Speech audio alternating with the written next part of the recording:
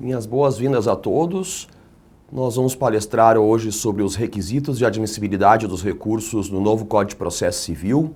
Eu sou o professor Ernesto Toniolo, sou doutor em Processo Civil pela Universidade Federal do Rio Grande do Sul, procurador do Estado do Rio Grande do Sul, atuo aqui em Brasília perante os tribunais superiores e o STF há mais de 2 anos e tratarei hoje, então, dos requisitos de admissibilidade, das questões polêmicas e importantes para a advocacia dos recursos no novo Código de Processo Civil. Eu inicialmente quero agradecer o convite para palestrar aqui na Escola Nacional da OAB, na pessoa do nosso presidente da OAB, o Dr. Cláudio Lamáquia, o diretor da Escola Nacional da OAB, o Dr. José Alberto Simonetti Cabral, também o convite pessoal feito pelo Dr. Juliano Costa Couto, o presidente da OAB do Distrito Federal, e a professora e conselheira federal Carol Petrarca. Então, agradecer primeiramente a esse convite e já direto ao tema da nossa palestra. Bom, requisitos de admissibilidade dos recursos sempre foram um tema importantíssimo, muito importante para o advogado, para a vida do advogado. Quer dizer, se o recurso não é conhecido, ele pouco importa o direito que se busque tutelar. Quer dizer, eu posso ter, por exemplo, uma jurisprudência totalmente favorável ao interesse do meu cliente, no caso, o Estado do Rio Grande do Sul, nos tribunais superiores ou mesmo no Tribunal de Justiça, e se peco em relação a algum requisito de admissibilidade, o meu recurso não sendo conhecido, a jurisdição para mim termina ali e termina da forma como foi colocada. Então, conhecer de recurso sempre é um problema dramático para o advogado. É pior ainda ter que explicar para o seu cliente porque a jurisprudência em determinado tribunal, em algum tribunal superior, era favorável a ele e ele não conseguiu uma tutela com aquele resultado e teve que ficar, portanto, com uma demanda, com uma sentença condenatória ou uma demanda de improcedência, enquanto se esperava que o resultado fosse justamente ao contrário.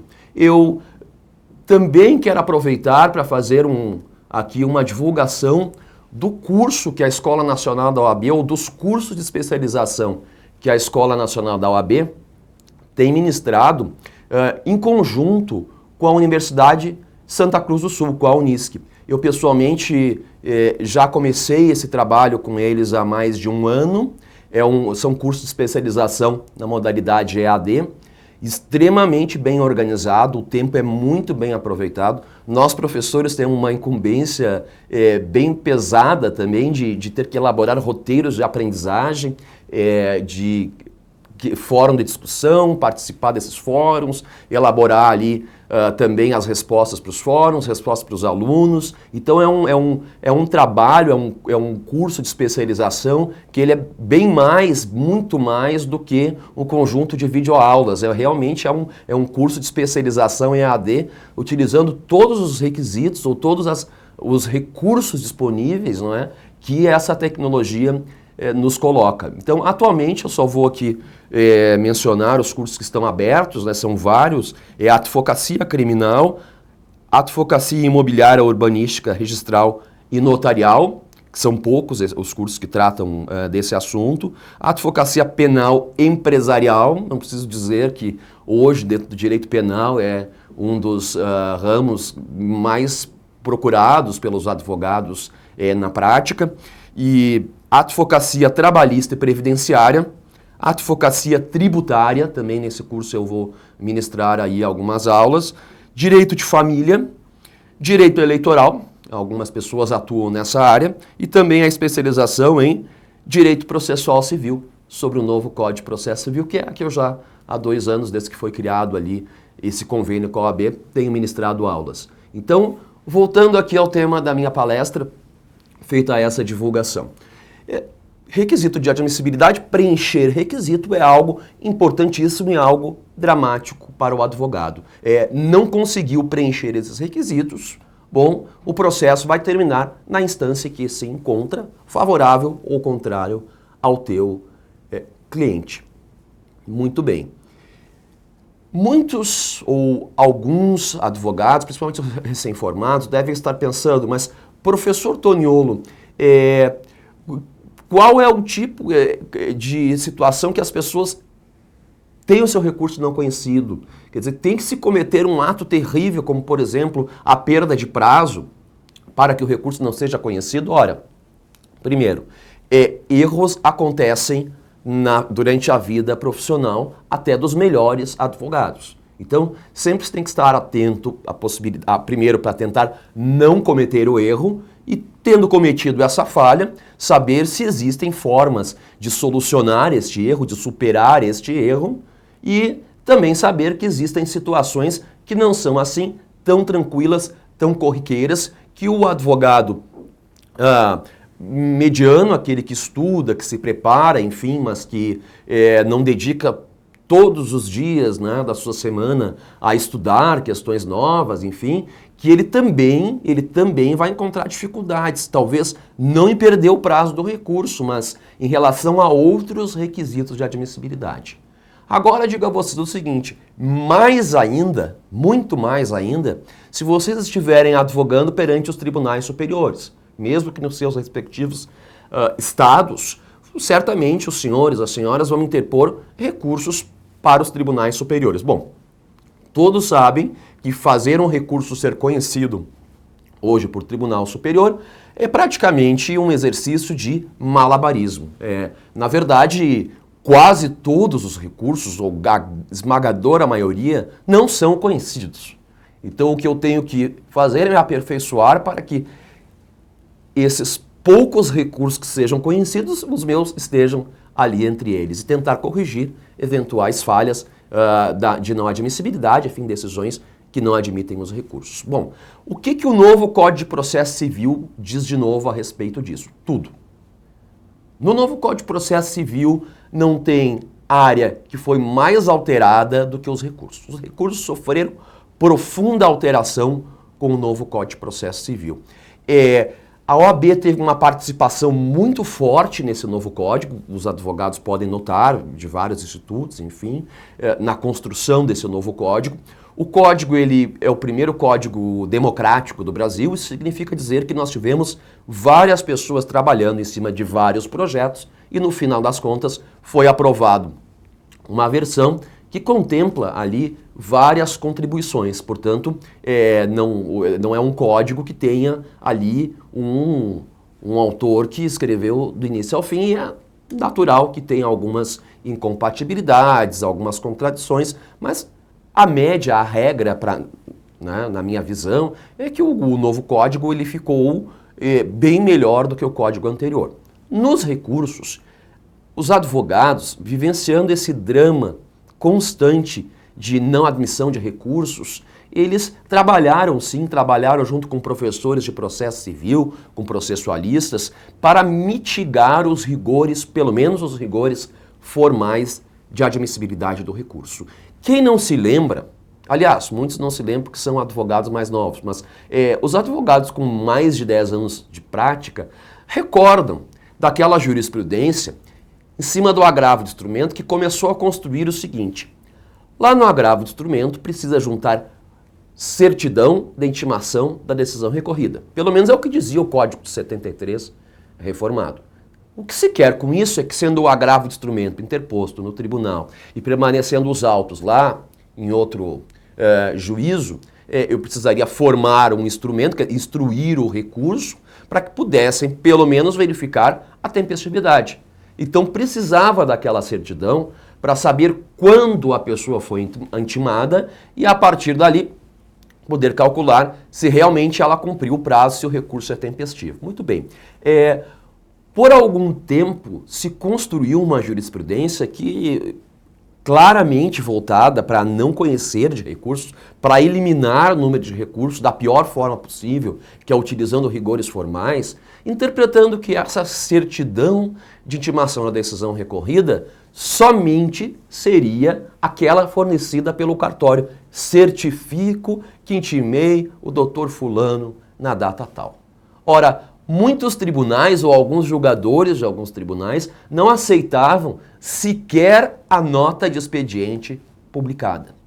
É claro que essa jurisprudência ela foi duramente, severamente criticada por nós advogados, por processualistas, por juristas, inclusive por muitos julgadores também, e ela veio a, digamos, praticamente se tornar extinta, rara, mesmo antes da entrada em vigor do novo CPC.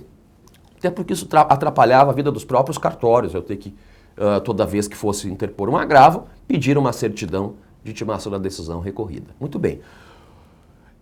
Esses e muitos outros formalismos levaram o novo código a tentar banir ao máximo esses formalismos que utilizassem ali questões formais para deixar de conhecer o recurso, um recurso a menos para ser julgado, e o advogado ficava com aquele drama, uma decisão contrária ao interesse do seu cliente, sabendo que a jurisprudência muitas vezes era favorável, ou sabendo que existia grande chance de, recorrendo ou tendo o recurso conhecido, reverter o resultado do julgado, que terminaria ali o processo para ele.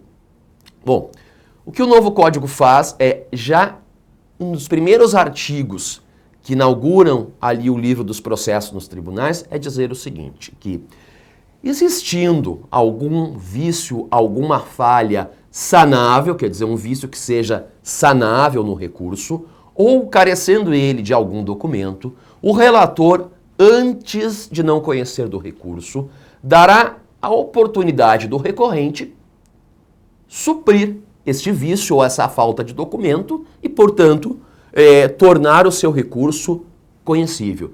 Isso é um artigo que é genérico, vale para todos os recursos. E o Código ele já começa, um dos seus primeiros artigos do livro dos recursos dos processos nos tribunais, dizendo isso, podendo corrigir o erro, podendo complementar o documento, é esse o procedimento que deverá adotar o relator. Ao invés de fulminar o recurso, ele possibilita que se sane o vício. Muito bem. Algumas pessoas, quando entrou em vigor o novo CPC, ou quando foi aprovado, enfim, porque até entrar em vigor ainda demorou um tempo, achavam que seria a solução para todos os problemas, para todos os erros e para corrigir todos os vícios. Ora, é claro que nem todo vício pode ser corrigido. Certo? Então, nem todo vício pode ser corrigido. Nem todo erro pode ser depois sanado.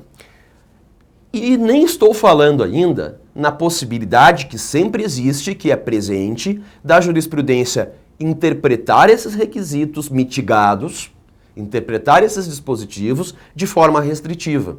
Quer dizer, o novo código ele tenta desconstruir a tal da jurisprudência defensiva. O que é isso? Aquela jurisprudência dos tribunais, principalmente dos tribunais superiores ou dos tribunais, que em cima de requisitos de admissibilidade que existem, constrói interpretações as mais restritivas possíveis para não conhecer dos recursos, ou até mesmo criando requisito aonde aparentemente não existiria.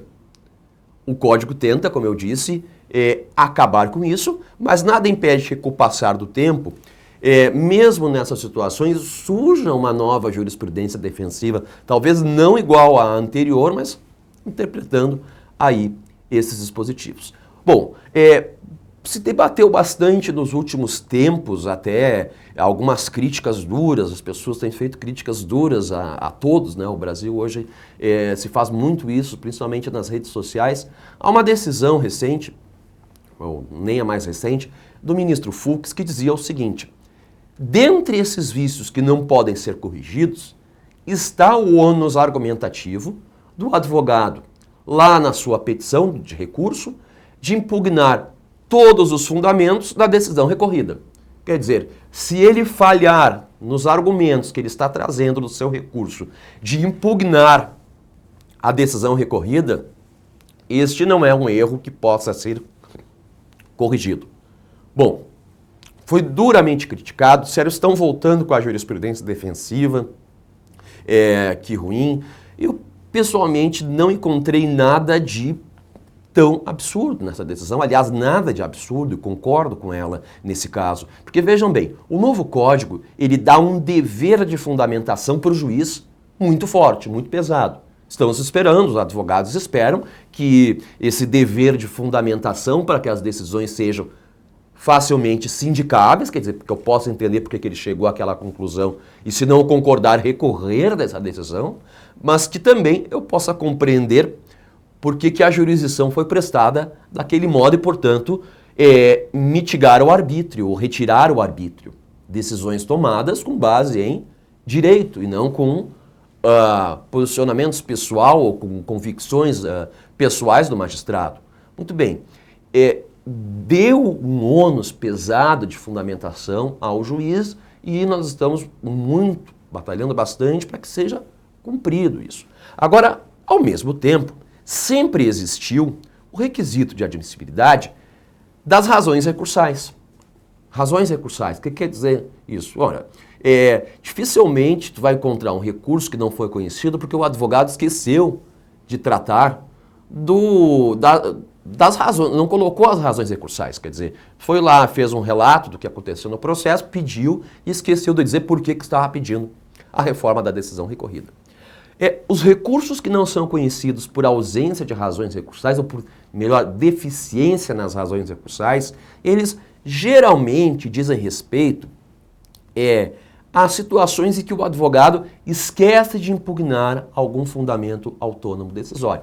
Fundamento este que, por si só, teria condições de manter a decisão do jeito que foi proferida. O advogado, ele produz ali razões recursais que estão em descompasso com a decisão recorrida. Ou por um erro, ou porque copiou, recortou e colou, e que não tem nenhum problema, né? Não tem nenhum problema, o juiz também faz isso muitas vezes. O problema é quando essa decisão, ela traz argumentos que eu não consegui impugnar no meu recurso. Bom, aí não é um problema mais de copiar, recortar e colar em processo padronizado, é um problema de não haver impugnada a decisão recorrida. Muito bem, a jurisprudência já dizia isso, que não conhecia desses recursos que não tivessem impugnado todos os fundamentos da decisão recorrida, e o novo código, ele reforça essa ideia. Vejam, dá um ônus de fundamentação grande para o juiz e reitera para o advogado que ele precisa impugnar os fundamentos da decisão recorrida. O que disse essa decisão aí o relator, o ministro Fux, no STF? Disse o seguinte, ela vai prevalecer.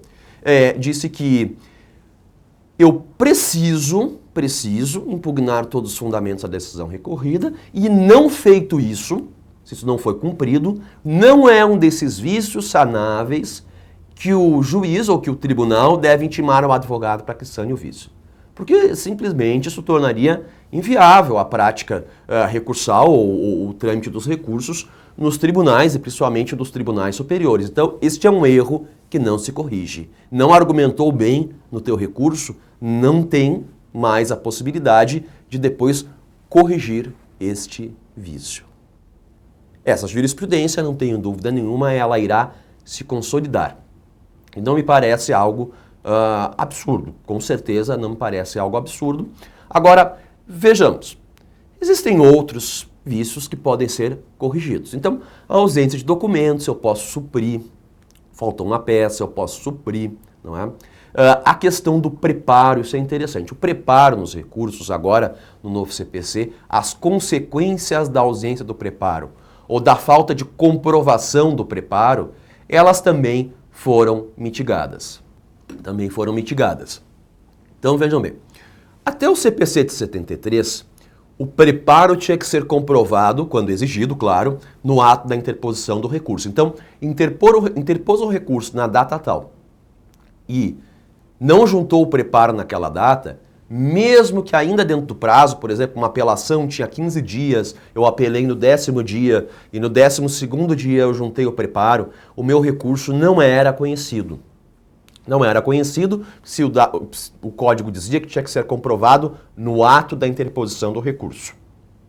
Certo? Princípio da unicidade do recurso, da unirrecorribilidade, enfim, que eu teria que recorrer em um momento só, precluiria.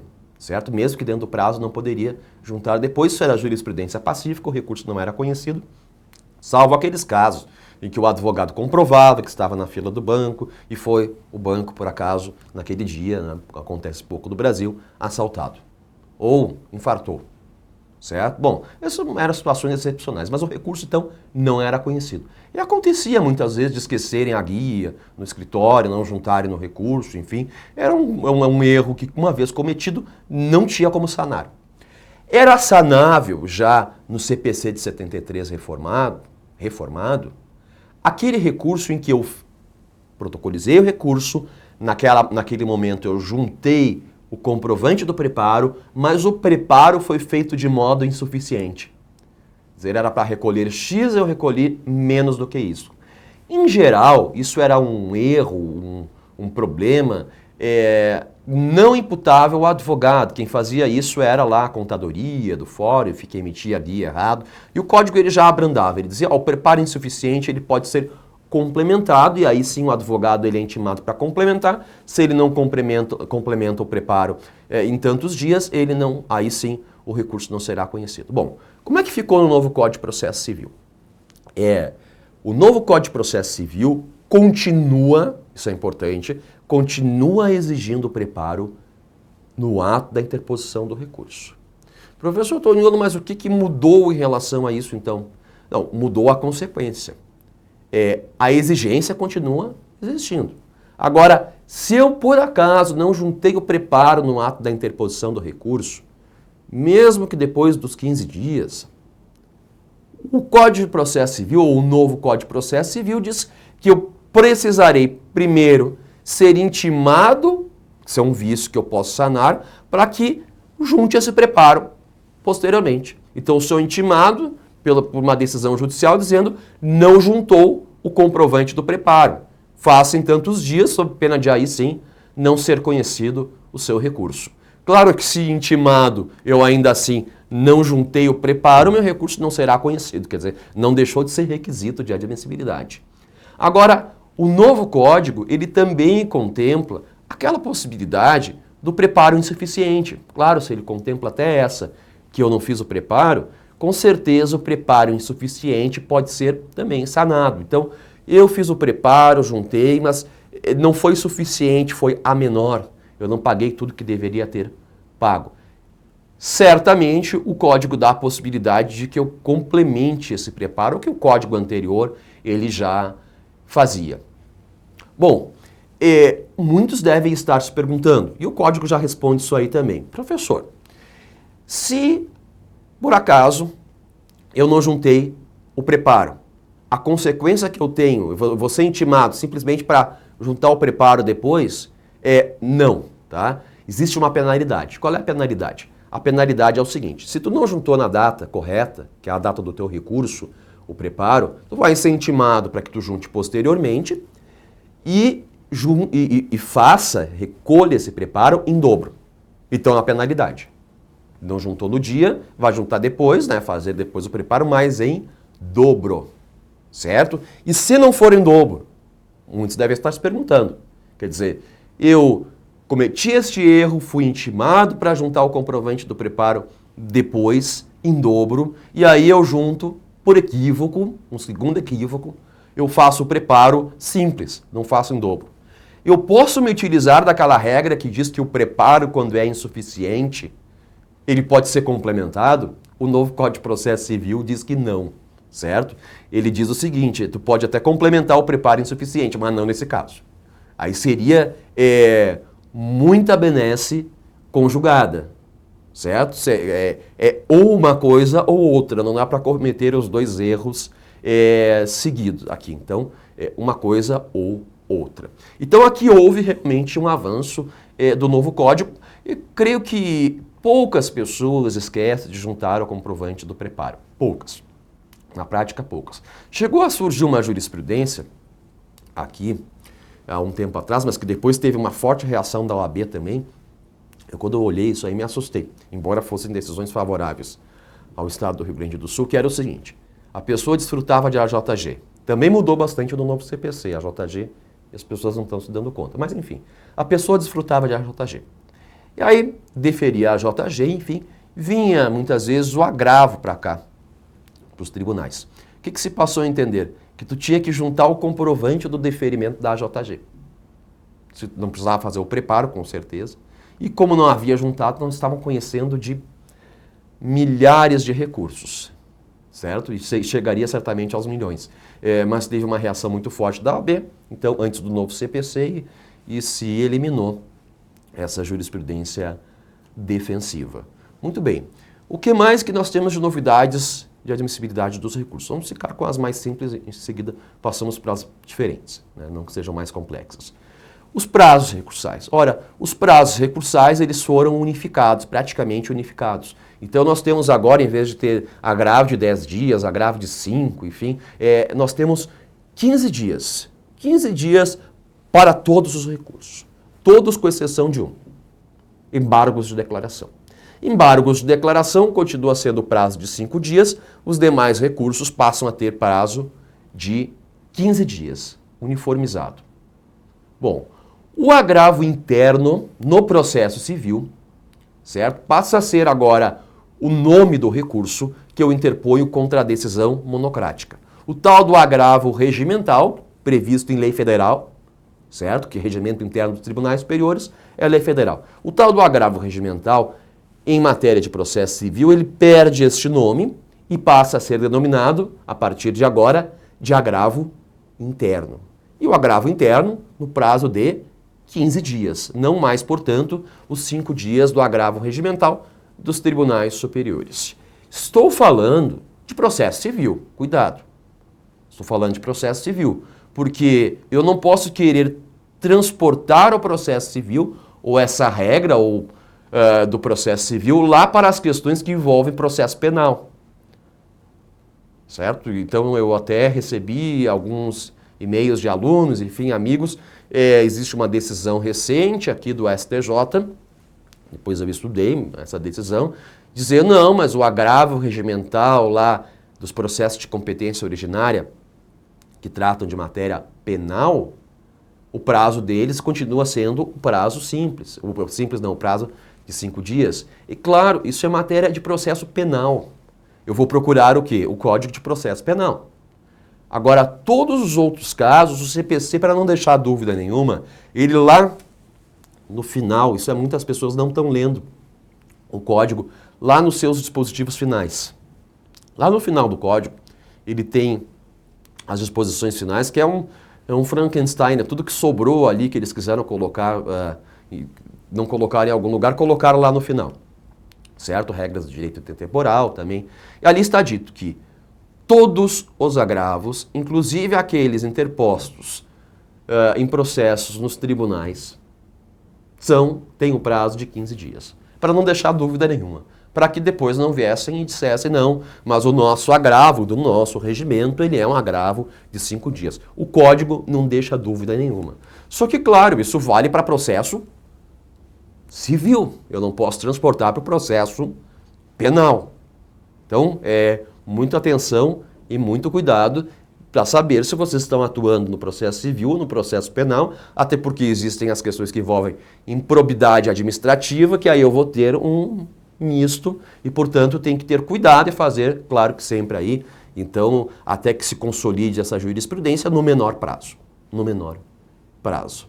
Muito bem. Sobre prazos, eu tenho que lembrar também o seguinte, o litisconsorte com procuradores diferentes, a Defensoria Pública, a Advocacia Pública, o Ministério Público, tem prazo em dobro para tudo agora. Quer dizer, em dobro para recorrer, o contestar que era em quadro para a Fazenda passa a ser também em dobro, mas há uma alteração aqui. Vejam, a resposta ao recurso para a Fazenda Pública e para o Ministério Público era prazo simples, não era prazo em dobro, pelo CPC de 73.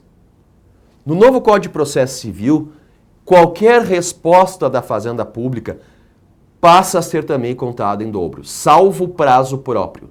O que é o prazo próprio? É aquele prazo que é feito para a Fazenda Pública.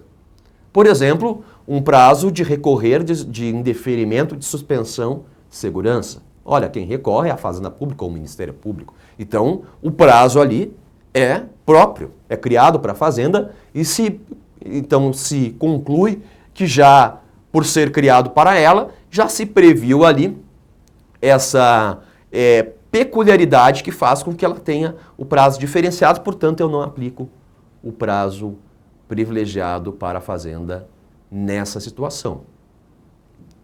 Então nós temos uma série de prazos chamados próprios da própria fazenda que não vai contar em dobro, mas o resto é contado em dobro. Eu estou falando isso por causa das contrarrazões. As contrarrazões, o prazo era simples. Professor Toniolo, mas que importância tem as contrarrazões hoje? As contrarrazões, elas não são prazo preclusivo?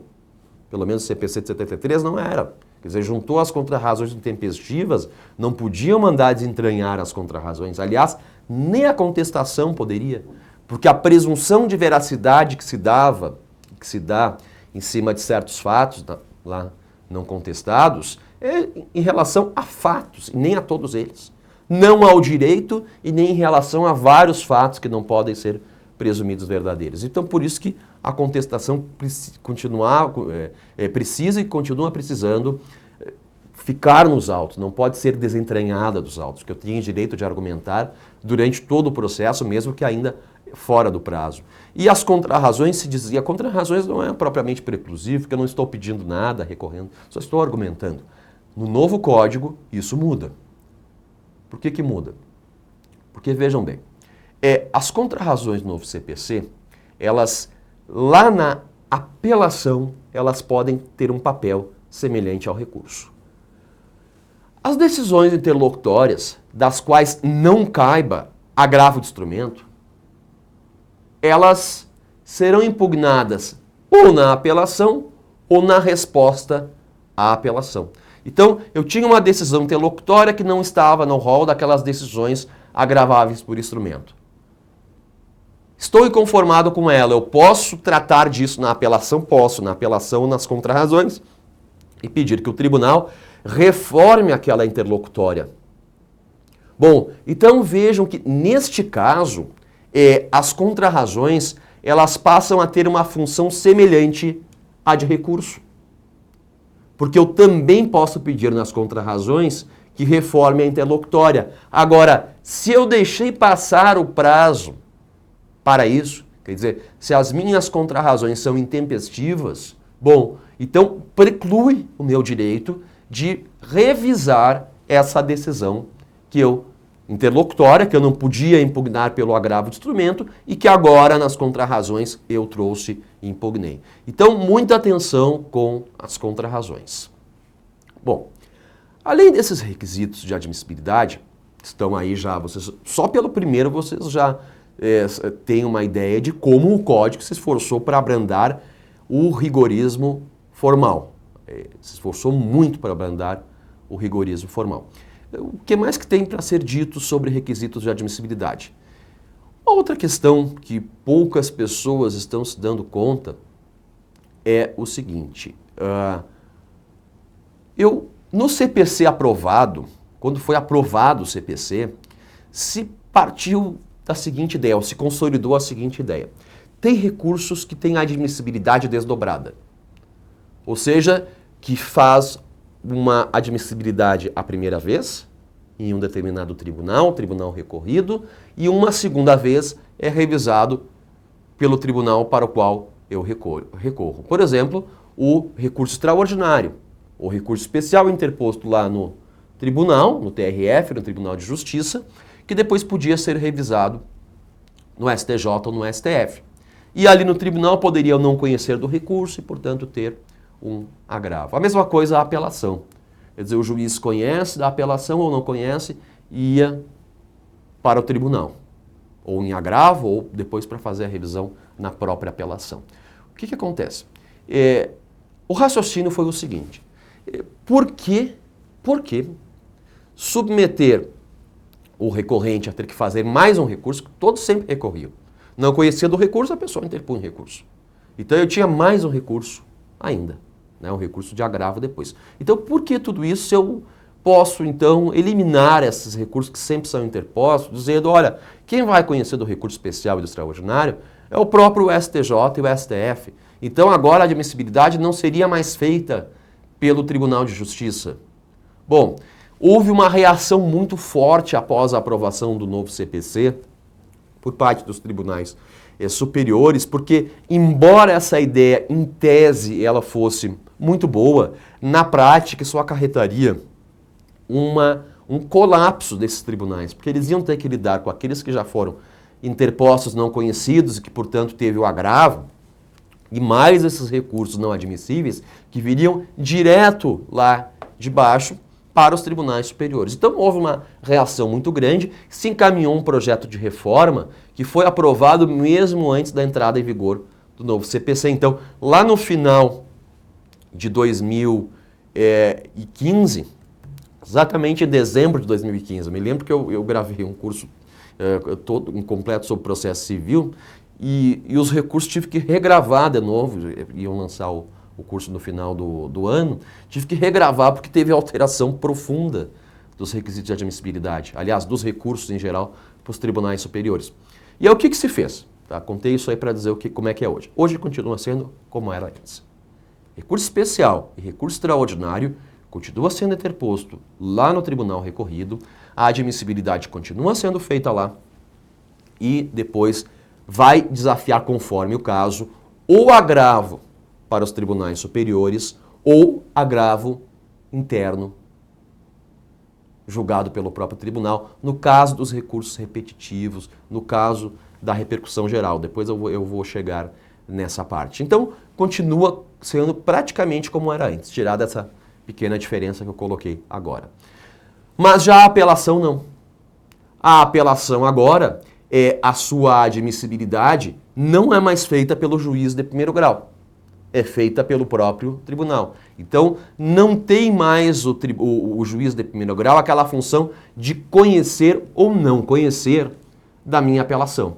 Simplesmente ele vai receber a apelação, dar vista à parte contrária para produzir contrarrazões e depois vai para o Tribunal de Justiça, para o TRF, e o TRF vai dizer se o recurso é admissível ou inadmissível. Não é mais uma tarefa do juiz de primeiro grau. Claro, por que não foi reformado também isso aqui? Porque quantas apelações não são conhecidas? Poucas. Na verdade, muito poucas. Ali eu tenho que cometer um erro mais grosseiro, né? O recurso é intempestivo, enfim, algum erro mais pesado para quem não conhece do recurso, ao contrário do recurso especial extraordinário, que a regra é o recurso não ser conhecido. A exceção é o recurso ser conhecido. Muito bem, então ficou dessa forma, um procedimento para apelação e outro procedimento para o recurso especial e para o recurso extraordinário. Cuidado com o seguinte: mandado de segurança de competência originária de tribunal. Se concedem a ordem, os entes públicos têm recurso especial ou extraordinário, ou né, conforme o caso. Agora, se denegam a segurança, o impetrante ele tem um recurso que é muito melhor, que é o recurso ordinário. O recurso ordinário faz as vezes de apelação. Ele tem requisitos de recurso ordinário. Quer dizer, fazer um recurso ordinário ser conhecido é muito mais fácil, muito fácil, tão fácil quanto uma apelação. Bem diferente do recurso especial extraordinário. Agora, a questão que coloca-se aqui é a seguinte: lá no recurso ordinário, que vai ser julgado pelo Tribunal Superior, a admissibilidade é feita por onde? Existe um duplo exame, como ocorre no recurso especial extraordinário? A resposta é não. Quer dizer, a admissibilidade é feita como é feita na apelação agora.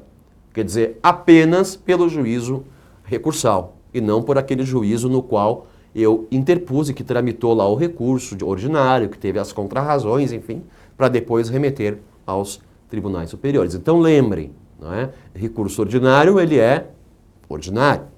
E, portanto, a admissibilidade ou a apreciação da admissibilidade dele será parecida com o da apelação e não com a do recurso especial e extraordinário. Além dessas transformações, existem outras substanciais importantes. Eu vou começar agora a falar também sobre os recursos nos tribunais superiores. Existe uma situação que é a seguinte, as pessoas acham que é simples, ou alguns acham que é simples, os advogados, com o passar do tempo, a prática vai te ensinando coisas que os livros não conseguem ser suficientes para explicar. Que é o seguinte, parece aparentemente fácil separar matéria constitucional de matéria infraconstitucional. Então eu separo aquilo que seria objeto no recurso especial e aquilo que seria objeto de um recurso extraordinário. Parece algo simples. Ou é direito constitucional, ou é infraconstitucional. Só que essa separação ela é difícil e muitas vezes artificial.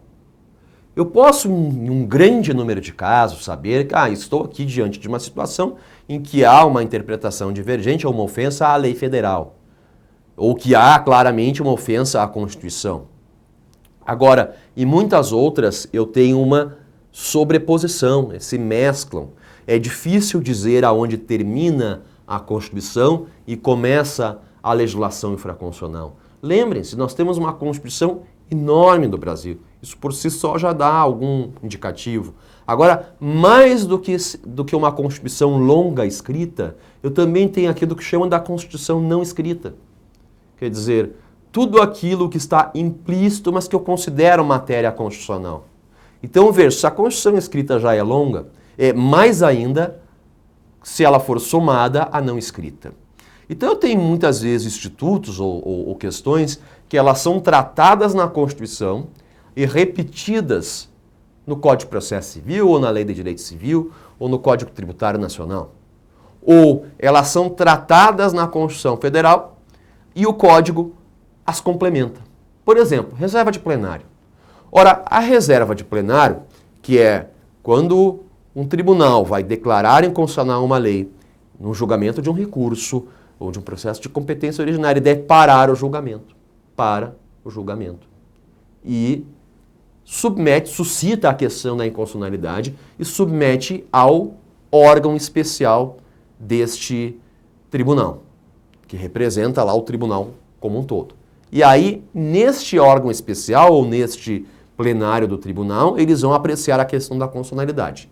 Definida a constitucionalidade ou inconstitucionalidade da lei, volta o incidente lá para o órgão julgador do tribunal e ele retoma aquele julgamento utilizando aquela premissa, estabelecida já no incidente, quer dizer, é constitucional ou é inconstitucional, e aplica.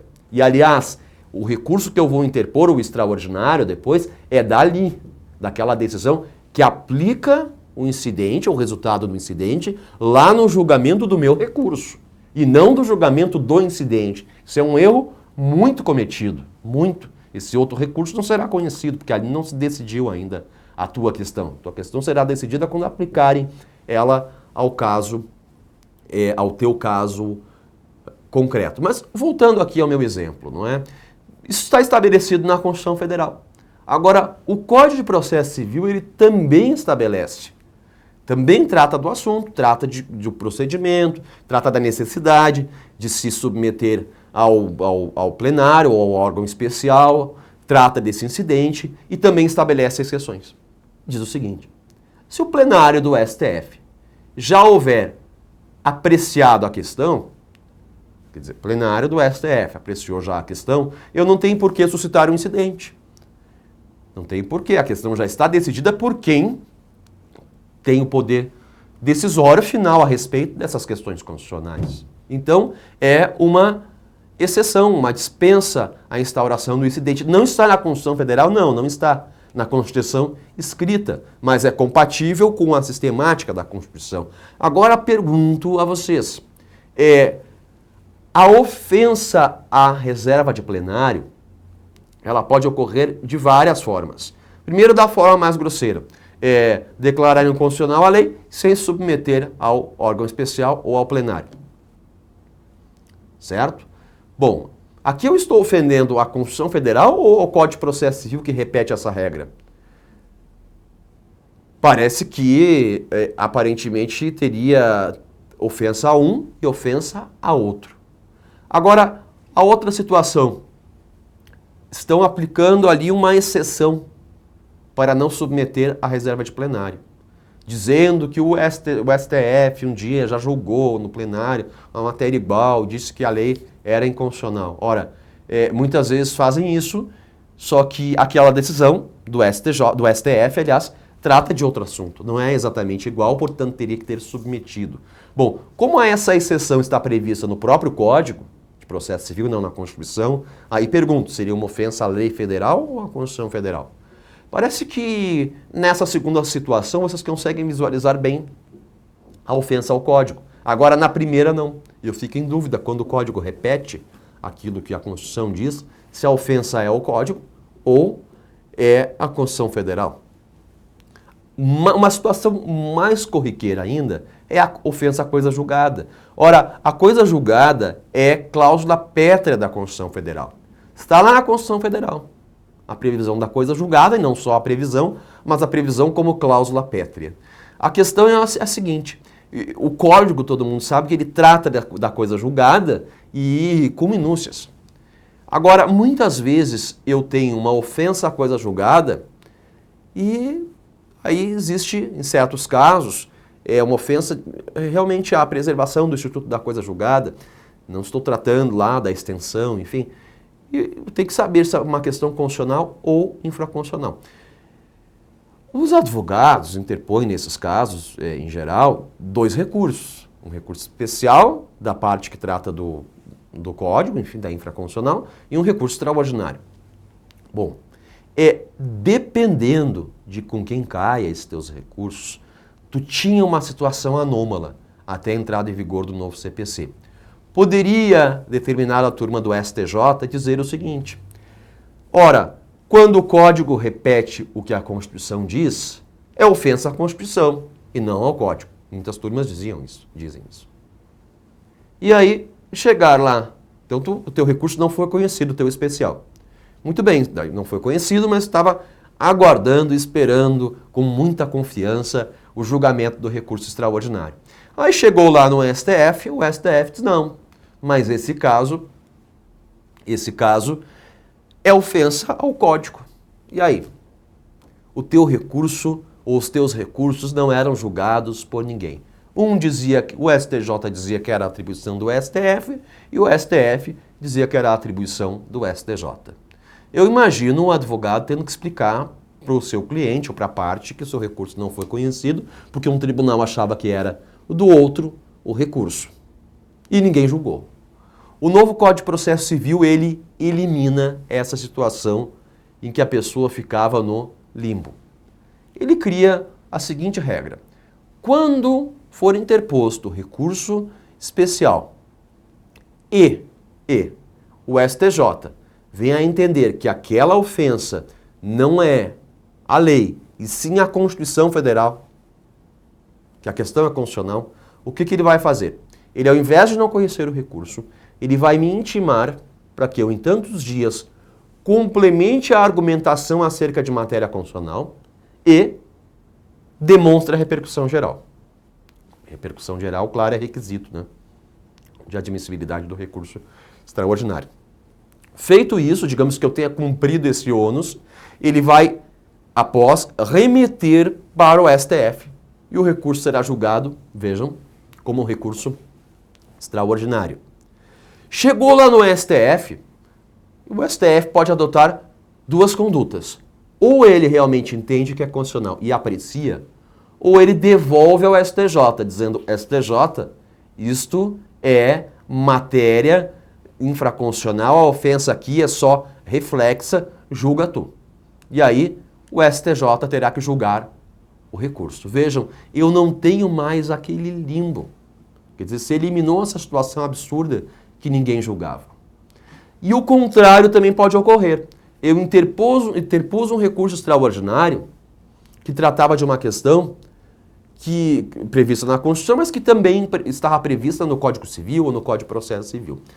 O STF entende que, embora isso esteja previsto na Constituição Federal também, a repetição pela lei federal faz com que eu tenha uma ofensa meramente reflexa, digamos. O que ele vai fazer? Ele converte este teu recurso extraordinário em recurso especial e manda para o STJ julgar. É interessante aqui vocês notarem que esse artigo que trata dessa conversão do extraordinário em recurso especial, ela é uma conversão, a previsão legal, ela não contempla a mesma da conversão do recurso especial em extraordinário. Quando eu li o artigo pela primeira vez, do recurso especial que vira extraordinário, eu achei que a possibilidade que o recorrente tinha de argumentar ali em cima se dava em razão da necessidade de demonstrar a repercussão geral. Mas logo eu notei que não era só isso, era também para poder produzir uma argumentação agora com cara de recurso extraordinário. Quer dizer, talvez ali invocando aquela jurisprudência que eu não havia invocado, porque estava justamente dirigindo um recurso ao STJ e argumentando com jurisprudência do STJ. Então, eu observei isso e também observei que o recurso extraordinário, que vai ser convertido em recurso especial, ele não contempla nenhuma possibilidade de deixar o recorrente argumentar. Entendo que de modo equivocado. E entendo que o Supremo, ele deveria ou deve interpretar, ainda não tenho decisões para ver qual será o posicionamento deles, de forma a preservar o contraditório, a ampla defesa, o direito à argumentação. Se eu vou converter um extraordinário em recurso especial, eu tenho que possibilitar que o recorrente, que ele complemente a sua argumentação, que ele possa agora reforçar a argumentação de modo a dirigi-la ao STJ, que ao fim e ao cabo terá que julgar este recurso. Entendo que seria uma interpretação sistemática, importante para complementar essa lacuna do novo CPC. Mas altamente elogiável essa inovação, né? Importante inovação do novo Código de Processo Civil, importantíssima. Então, se eliminou uma situação absurda como essa. Bom, os prazos, eu não preciso dizer que eles são contados em dias úteis, né? É um grande avanço dos advogados, pressupor que eu no meu final de semana, a gente acaba trabalhando igual, mas que no meu final de semana eu não tenho que trabalhar porque o prazo está contando. Eu vou trabalhar se eu quiser, né? Mas o prazo não está contando mais durante o final de semana, enfim, durante os feriados. Os prazos são contados em dias úteis, mas cuidado, são os prazos processuais, só para lembrar. Prazo processual contado em dia, mais isso ainda. Né? Então, se o prazo for contado em horas, não são horas úteis, são em horas, então aí não aplica aquela regra. E também se o prazo não tem natureza processual, eu não conto o prazo em dias úteis, eu conto o prazo ele corrido. Professor Toniolo, dá um exemplo, qual a diferença? Bom, prazo de contestar, prazo de recorrer, enfim, são prazos eminentemente processuais, são prazos que nós praticamos. Agora, pergunto, não é? E quando o juiz ele determina que, por exemplo, que a autoridade faça alguma coisa no mandado de segurança, digamos, forneça um medicamento, uma ordem, certo? Para que se submeta à decisão. Ou em alguma questão envolvendo direito de família, enfim, uma ordem, mas que vai ser cumprida pelo cliente de vocês. Isso não me parece um prazo processual. Um prazo tipicamente material. Certo? Porque não, embora decorra do processo, ele vai ser cumprido fora do processo, ou seus requisitos não têm ali efeitos dentro do processo civil. Uma dúvida que surge, está tendo um debate, é sobre as informações da autoridade coatora no mandado de segurança. Porque no mandado de segurança, a resposta da autoridade coatora, ela faz às vezes de uma contestação. E aí está se debatendo se o prazo seria contado em dias úteis ou corrido. Eu entendo que contado em dias úteis, porque ali ele tem uma natureza, embora prestado pela autoridade, não pelo advogado, que pode até subscrever junto, mas não é ele que está prestando essas informações. Entendo que ali vai cumprir um papel dentro do processo eminentemente processual. Portanto, não teria por que contar em dias corridos. E mais que o novo Código de Processo Civil traz de requisitos de admissibilidade que são relevantes. A questão das custas nós já vimos, a questão dos óbices formais também nós já vimos, e eu quero aqui falar também sobre algo que na jurisprudência defensiva era muito utilizado, que é a seguinte questão. Eu tenho uma decisão, digamos um acórdão, que acolheu parcialmente o recurso, ou seja, parcial procedência. Portanto, dali eu posso ter um recurso de uma parte e um recurso da outra parte. Sucumbência recíproca. Então, eu posso ter o recurso especial de uma parte e o recurso especial ou extraordinário da outra parte. Só que muitas vezes acontece que uma das partes interpõe embargos de declaração. Interpostos embargos de declaração por uma das partes, a questão é, e se a outra já recorreu? Nós sabemos que os embargos de declaração, eles, segundo o CPC, interrompem o prazo dos recursos de ambas as partes. Mas, se já foi interposto o recurso por uma e os declaratórios por outra, até o Código Novo, a jurisprudência construiu um entendimento que dizia o seguinte, entendimento jurisprudencial, certo? Consolidado. Que nesse caso, eu que já interpus o recurso extraordinário ou especial, teria que, quando julgassem os embargos de declaração da parte contrária, reiterar o pedido de que o meu recurso fosse apreciado, sob pena de, não fazendo, não ter o meu recurso conhecido. Professor Toniolo, mas mesmo que estes embargos não tenham sido acolhidos, mesmo que esses embargos não tenham sido acolhidos, e mesmo que esses embargos não tenham sido conhecidos, mesmo que eles não tenham sido conhecidos. Veja bem, eu escrevi há algum tempo atrás um capítulo de um livro que trata desses requisitos de admissibilidade, grandes temas do processo civil, junto com alguns colegas lá na Universidade Federal do Rio Grande do Sul, em que tratei dos requisitos formais de admissibilidade. E ali eu já dizia, né, que, bom, não existe nenhuma justificativa para dizer que esses embargos que não foram conhecidos ou que não foram providos, pelo menos nesses dois casos, que eu teria que reiterar o outro recurso. Nenhuma justificativa, até porque não tinha previsão legal. O novo CPC, ele resolve este problema, essa situação absurda, dizendo o seguinte, olha, quando ocorrer essa situação em que uma interpõe um recurso já e a outra opõe embargos de declaração, condição C, se esses embargos forem providos e se providos houver uma modificação substancial que afete aquele capítulo decisório contra o qual eu interpus o meu recurso, eu tenho o direito de complementar nos exatos limites do que foi modificado as minhas razões recursais ou de renovar o recurso nesses exatos limites.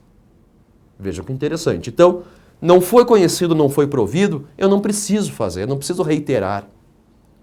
Certo? E embora o código fale que eu tenha o direito, nesse caso, de fazer, aí eu vou ter um problema.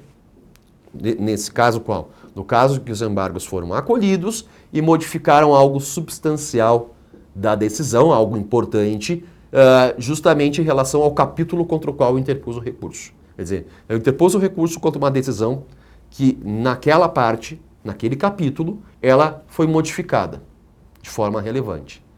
O código diz que é uma faculdade. Agora, vejam bem, é uma faculdade que ela se torna um requisito, que ela se torna algo que eu tenha que exercer obrigatoriamente, sob pena de não conhecer o meu recurso. Porque se eu interpus um recurso contra uma decisão que foi modificada e intimada para complementar as razões do recurso, para corrigir o recurso ou substituí-lo, eu fiquei inerte, eu vou ter um problema não com a necessidade de ter que reiterá-lo, que não precisa mais. Mas o meu problema vai estar em que eu vou ter uma decisão, está em descompasso com as razões recursais. Então, o meu recurso não seria conhecido, não porque eu descumpri esta necessidade que não há de reiterá-lo, não, mas porque eu tenho um recurso que agora ele não vai estar impugnando os fundamentos da decisão recorrida. É um problema de ausência de razões recursais. Vejam bem. Então, aquilo que parece ser uma faculdade, ele, na verdade, se torna um requisito, uma obrigação.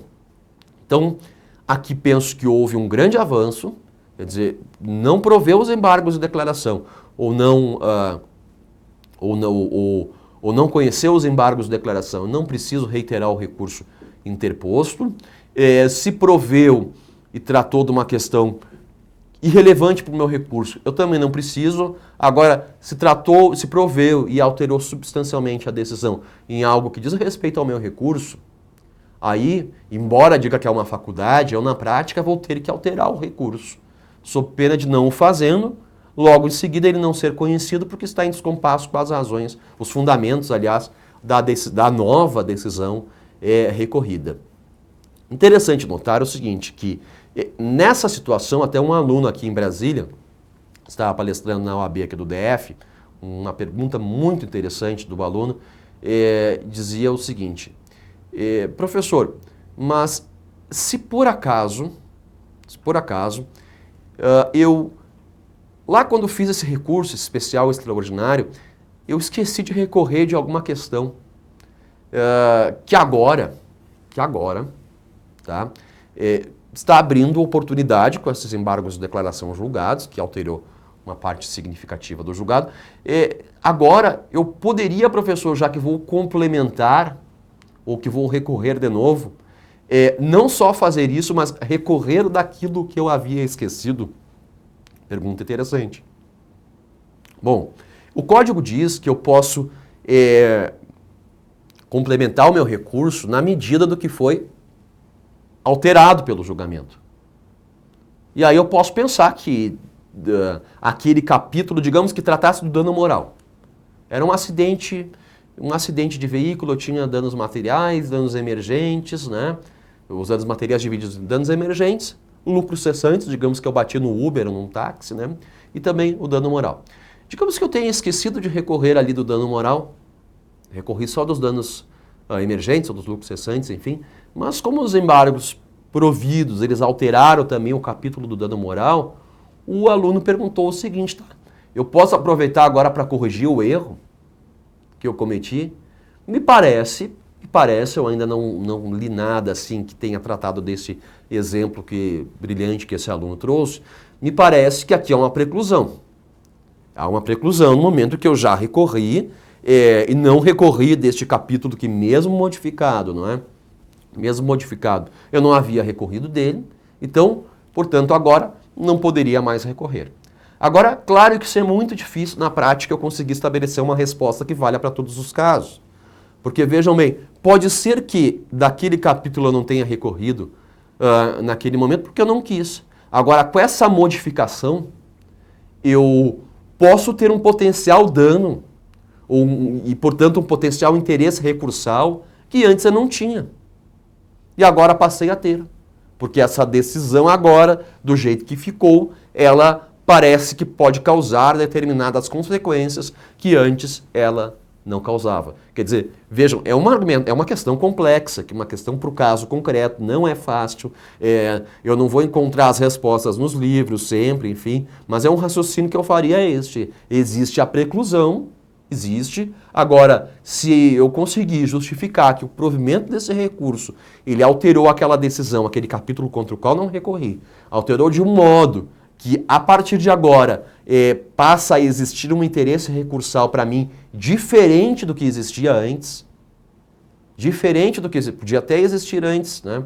Mas agora ele é substancialmente diferente e coloca sim o interesse do meu cliente em risco, quer dizer, agora aciona a vontade dele de querer ver também reformado este capítulo. Se eu conseguir demonstrar isso, parece que eu consigo superar essa preclusão. Parece. Agora, como no caso concreto eu faria isso, é muito mais complexo ainda. Veja que o processo civil ele é riquíssimo. Agora, também mais uma situação interessante ocorria com digamos, uma jurisprudência hiperdefensiva, não é defensiva, hiperdefensiva. Os advogados ficaram enlouquecidos quando surgiu, que era o seguinte. Já ouviram falar do recurso pré-tempestivo? A maioria já ouviu falar. Em determinado momento, criaram uma jurisprudência dizendo o seguinte, olha, o advogado está lá assistindo a sessão de julgamento no Tribunal de Justiça, digamos, não é? e o seu recurso é desprovido, ele escuta o julgamento, anota ali os fundamentos da decisão.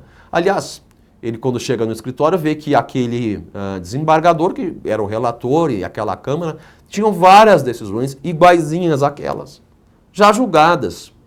Então ele conseguia saber exatamente as razões, os fundamentos do voto do relator. Ficou exatamente depois, quando publicado, igual a todos os outros recursos que eram antes, que existiram antes, os precedentes.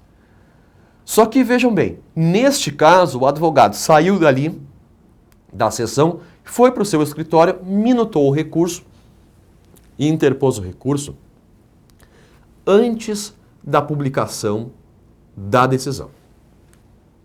Decisão que era igual a todas as outras, mas enfim. Alguns julgadores começaram a dizer o seguinte, ou alguns acordos, algumas decisões, que o recurso interposto antes do prazo começar também era recurso fora do prazo. Vejam, recurso fora do prazo era aquele depois do prazo, mas também era o antes do prazo. Isso é uma interpretação muito difícil de assimilar. De qualquer, não só como advogado ela é adjetivável, não é? Não vamos usar adjetivo, mas ela seria uma decisão adjetivável. Agora, como jurista, como professor, não tem como justificar essa decisão. Ora, diz o Barbosa Moreira, que pelo menos naquela data em que eu recorri, pressupõe-se que eu tomei ciência da decisão naquele momento e ali já iniciou, já terminou, já exerci o meu direito de recorrer.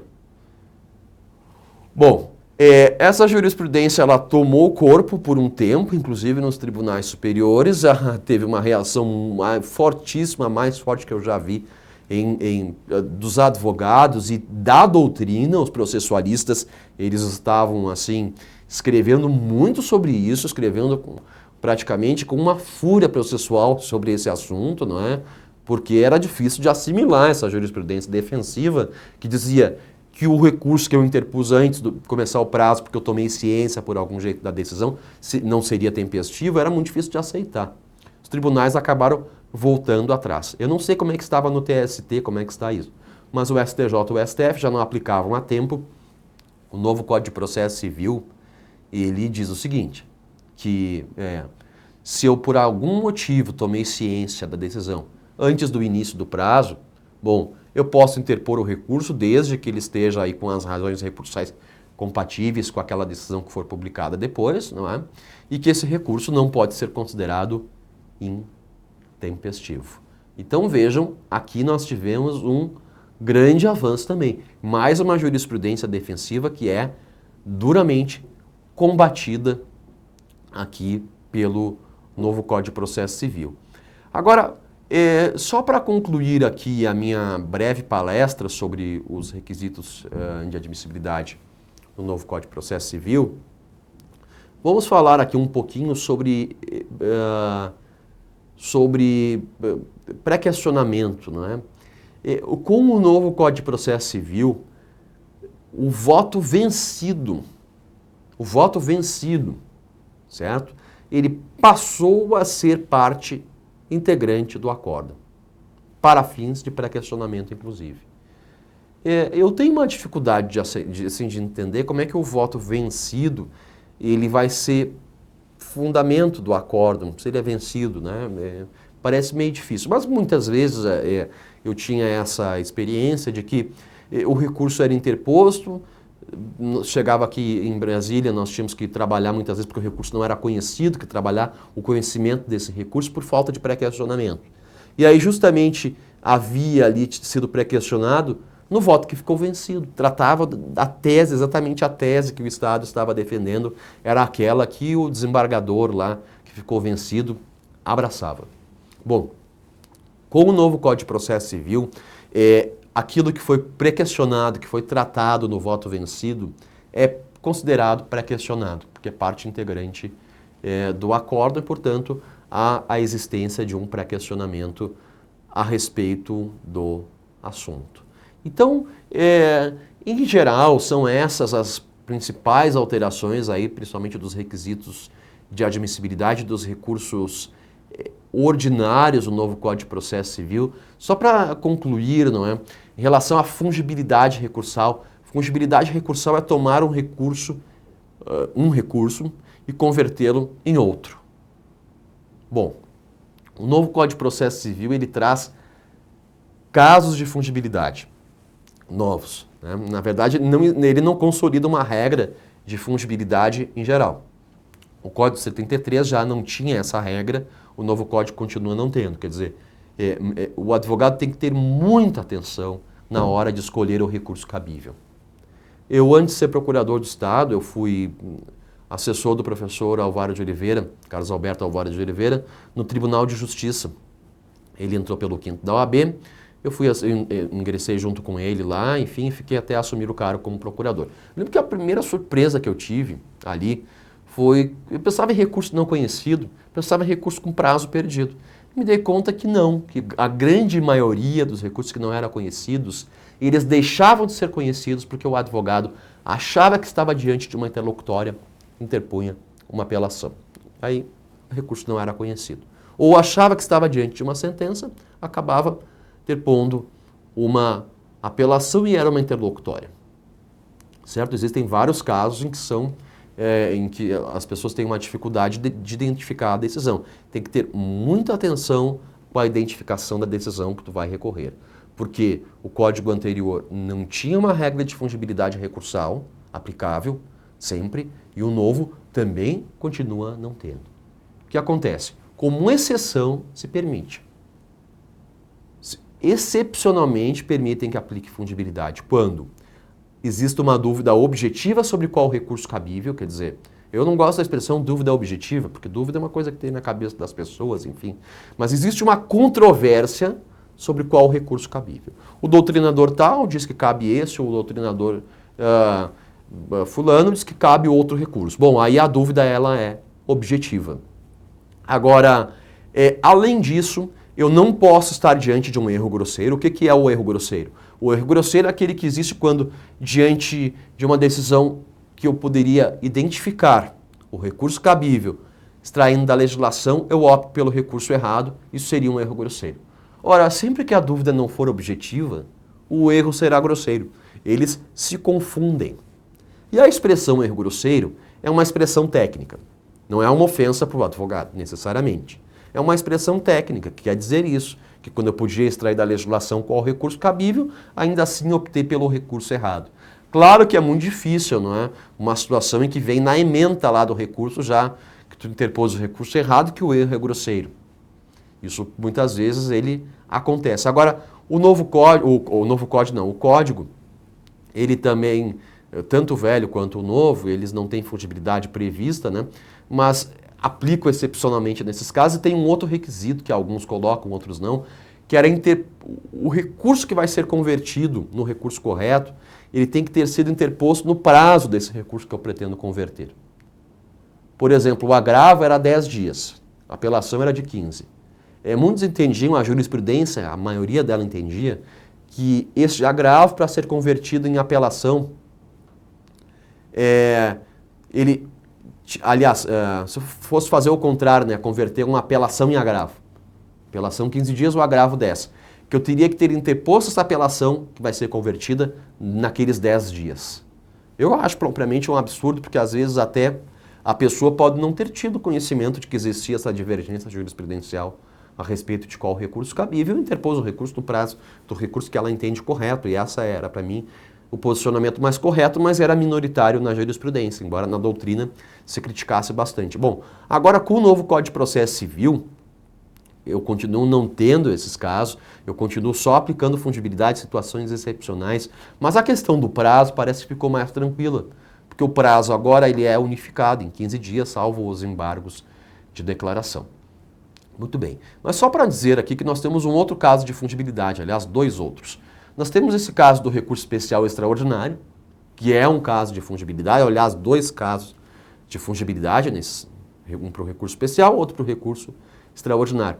Mas nós também temos agora, positivado algo que já ocorria na prática, que era, nos tribunais superiores, a pessoa embargava de declaração. e esses embargos de declaração eles eram conhecidos como agravo naquela época regimental e assim julgados.